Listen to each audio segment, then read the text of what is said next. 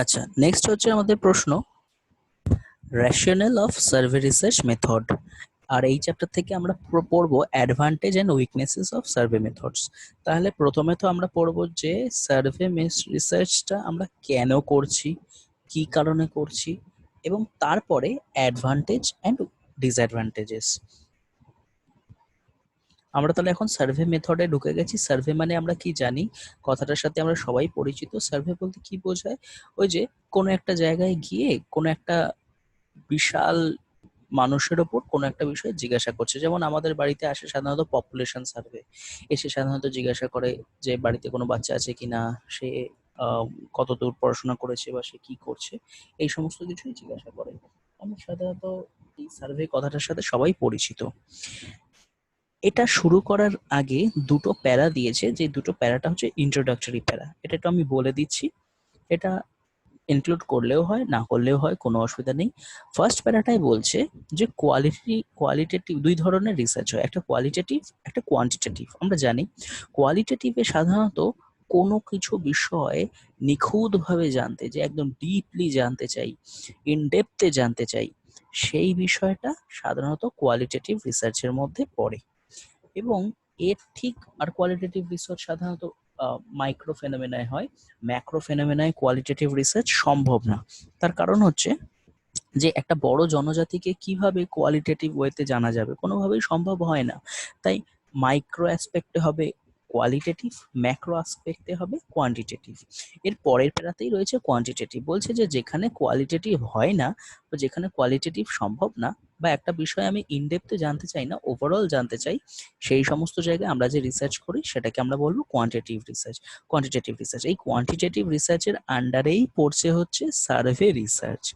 এইবার থেকে না, যেখান থেকে হাইলাইট করা আছে সেখান থেকে শুরু হচ্ছে সার্ভে রিসার্চের গল্প। সেখানে বলছে যে কোয়ালিটেটিভ রিসার্চগুলো যেমন রিসার্চারদের হাতেই থাকে, যে একমাত্র তারাই এক্সপার্ট, রিসার্চাররাই কোয়ালিটেটিভ রিসার্চ নিয়ে গবেষণা করতে পারবে। কিন্তু কোয়ান্টিটেটিভ বা সরি সার্ভে রিসার্চের ক্ষেত্রে তা না। সার্ভে রিসার্চটাকে ইন্ডাস্ট্রিয়াল সেগমেন্টে, গ্লোবালাইজেশনের সেগমেন্টে, বা হচ্ছে পলিটিশিয়ানরা যে যেমন নিজের মতো করে ইউজ করে রিসার্চ করতে পারে, ইকোনমিস্ট, সোশিওলজিস্ট, সবাই সবাই উম, সবাই যে কোনো ফিল্ডেই আছে না কেন, সবাই তারা ব্যবহার করতে পারে, কোনো অসুবিধা নেই। এরপর আমরা পড়বো,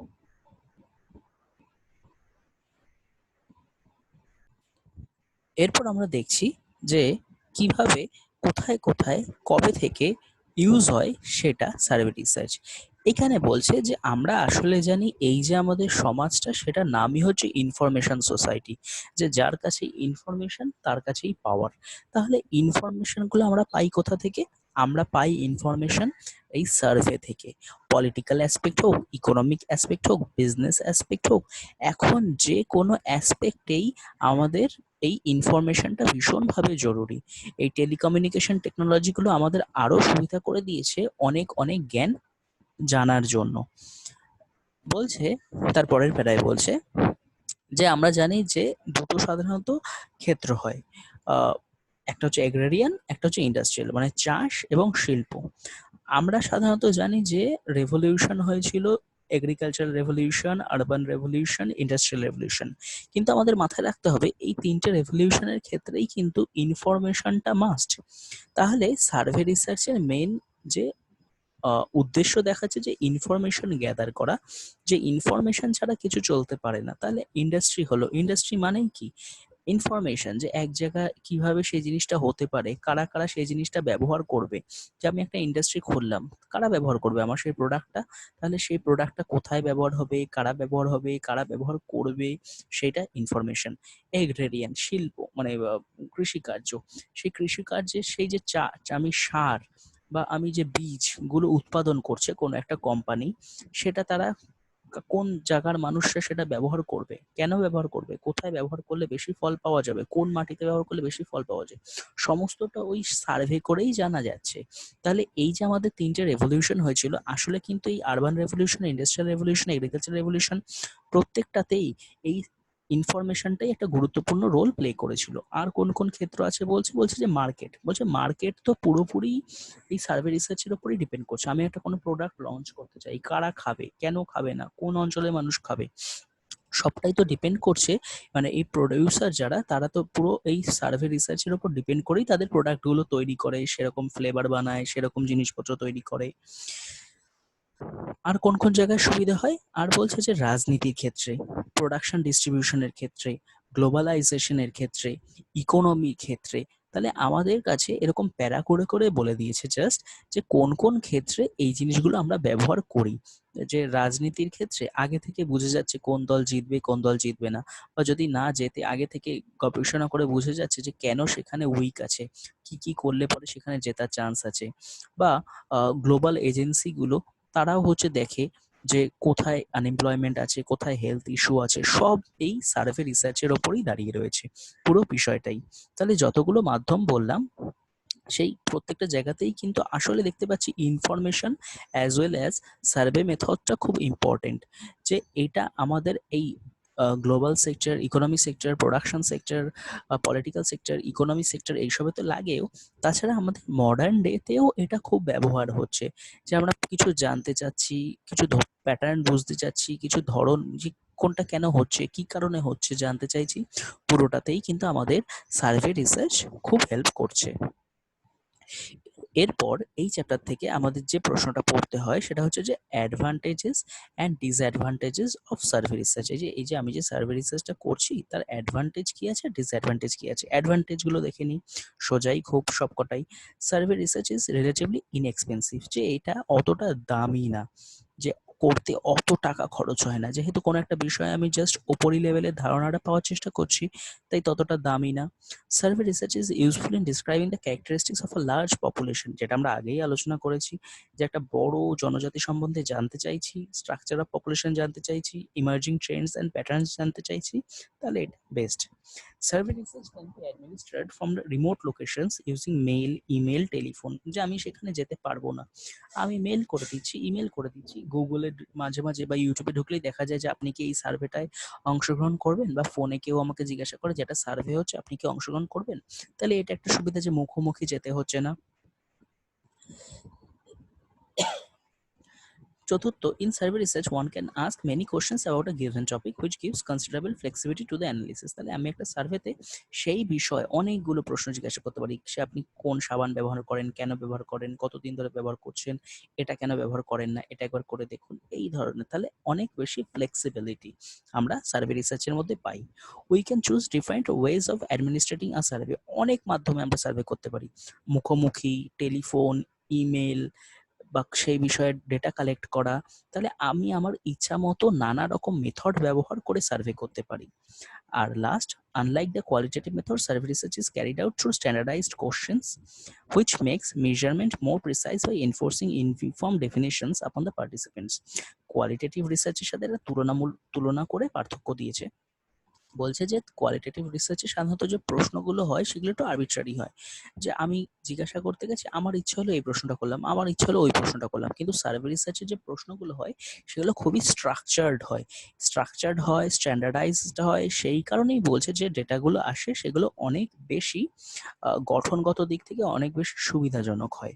standardisation ensures that similar kinds of data are collected from groups and then interpreted comparatively। যে একটা আমরা নির্দিষ্ট গ্রুপ থেকেই সেই ডেটাটা কালেক্ট করেছি, আরবিট্রারি ভাবে কালেক্ট করিনি, আর সেটাকে আমরা নির্দিষ্টভাবে ইন্টারপ্রিট করছি, ইমপ্লাইং মোর অবজেক্টিভিটি। তাহলে এইখানে বলছে অনেক বেশি অবজেক্টিভিটি আছে, অনেক বেশি রিলায়েবিলিটি আছে ইন সার্ভে রিসার্চ। এগুলো ছিল আমাদের advantages of survey research. Next আসছে, এবার আমরা দেখে নিই যে ডিসঅ্যাডভান্টেজ গুলো কি কি আছে। Following R some of the common problems with survey research. এক, preoccupation with standardization results in designing questions in very general terms to make them minimally appropriate for all respondents। তাহলে আমি যদি আগেরটা আমরা কি বললাম যে স্ট্যান্ডার্ডাইজেশন ফলো করা হয়, বলছে স্ট্যান্ডার্ডাইজেশন যদি ফলো করা হয় তাহলে হয়তো সেটা সব রেসপন্ডেন্টের অ্যাপ্রোপ্রিয়েট হয় না, যে কোন রেসপন্ডেন্টের সাথে মিলছে, কোন রেসপন্ডেন্টের সাথে মিলছে না। This could lead to simplification and one may end up missing what may be most appropriate to many respondents. তাহলে আসলে আমরা যেহেতু স্ট্যান্ডার্ডাইজড হয়ে আসছে, তাই আসলে যেটা আমরা পেতে পারতাম হয়তো আর সেটাই পেলাম না, মানে আসল জিনিসটাই আর উঠে এলো না, আমি যেটা দেখতে চাইছি শুধু সেটাই উঠে এলো। দুই, survey research is inflexible in the sense that it requires a precise study design. Everything must be worked out in advance. The tools to be used, the method of administrating the tools. In order to make a survey methodologically sound, it should remain unchanged throughout the period of data collection. বলছে যে এখানে যেহেতু একটা standard থাকে, design থাকে, তাই ফ্লেক্সিবিলিটির অভাব দেখা যায়। একটা ইনফ্লেক্সিবল একটা ব্যাপার, যেখানে কিনা টুলসগুলো, যেই টুলসগুলোর দ্বারা পুরো রিসার্চটা সংগঠিত হচ্ছে, সেই টুলসগুলোকে একদম সঠিকভাবে থাকতে হয়। সেই টুলসগুলো যদি ভুল থাকে তাহলে কিন্তু রিসার্চটা ঠিকঠাক হবে না। In order to make a survey methodologically sound, it should remain unchanged throughout the period of data collection. তাহলে পুরো বিষয়টার মধ্যে কোনো ফ্লেক্সিবিলিটি এমনভাবেই নেই যে পুরো বিষয়টা যাতে সেম থাকে, তাই ভেতরে আমি কোনো চেঞ্জ করতে পারবো না, একদম fixed. In order to make a survey viable and meaningful, the researcher has to make sure that a large proportion of selected respondents agree to respond. This, however, may not always be an easy task to achieve. যে আমাকে অনেক মানুষকে রাজি করাতে হয়, আপনারা দেবেন তো, আপনারা দেবেন তো, আপনারা দেবেন তো। যেহেতু আমি অনেক মানুষের ওপরে করছি, এটা অনেক সময় খুব সমস্যার হয়ে দাঁড়ায়। যে বিষয়ের ওপর স্টাডি করছি সেই বিষয়ের ওপর এতগুলো মানুষ যে সবসময় মত দেবে তা নাও হতে পারে। Surveys also demand a great deal of attention and honesty on the part of respondents, particularly when a question is being used and this survey is self-administered. Respondent may not always be willing to give such attention to filling the questionnaire. Sometimes it may be hard for participants to recall certain information or to take their position on controversial issues. রেসপন্ডেন্টকে honest হতে হবে, সে যেন প্রত্যেকটা প্রশ্নের সঠিক উত্তর দেয়, এমনকি সেই যেন উত্তর দেয়, সে যেন অন্য কারোর সাহায্য না নিয়ে এই সমস্ত প্রশ্নের উত্তর দিচ্ছে এটা যেন না করে। এবং অনেক কিছু তাদের মনে করে করে বলতে হয়, আন্দাজে দিয়ে দিলাম ওই একটা বললেই হলো, এই জিনিসগুলো রিসার্চের জন্য খুবই সমস্যা। Next, another problem with survey research is that it is invariably context blind. However, in the social world, context and the environment in which questions are being asked and answers given is very important. For example, the responses of a female respondent being asked questions about gender equality in her home in the presence of her husband and other family members may be very different from the same question asked at her workplace where she is employed. Survey research can rarely see the questions of context. তাহলে আমি একটা মহিলাকে তার বাড়িতে তার হাজবেন্ডের সামনে জিজ্ঞাসা করছি যে সে জেন্ডার ইকুয়ালিটির বিষয়ে কি বোঝে বা সে তার বক্তব্য কি। কিন্তু আরেকটা যে মহিলা, তাকে যদি আমি ওয়ার্ক প্রফেশনে জিজ্ঞাসা করি যে আপনার হচ্ছে জেন্ডার ইকুয়ালিটি বিষয়ে কি বক্তব্য, তাহলে অনেক সময় এই কনটেক্সটটা বুঝতে পারে না, যে কনটেক্সট ব্লাইন্ড, যে একটা প্রশ্ন করলেই হলো একটা মহিলাকে করো। কিন্তু আমাদের তো বুঝতে হবে যে বাড়িতে যে মহিলা আছে তার কাছে জেন্ডার ইকুয়ালিটির ডেফিনেশন, আর যে মহিলাটা কর্মরত তার কাছে জেন্ডার ইকুয়ালিটির ডেফিনেশন এবং ডেসক্রিপশন আলাদা। কিন্তু সার্ভে না কনটেক্সট বোঝে না, এই জানে একটা প্রশ্ন করলেই হলো, রেসপন্ডেন্ট বলে তো কথা। তাহলে এটা ছিল হচ্ছে আমাদের সার্ভে রিসার্চের রেশনাল, সার্ভে রিসার্চের অ্যাডভান্টেজ, সার্ভে রিসার্চের ডিসঅ্যাডভান্টেজেস।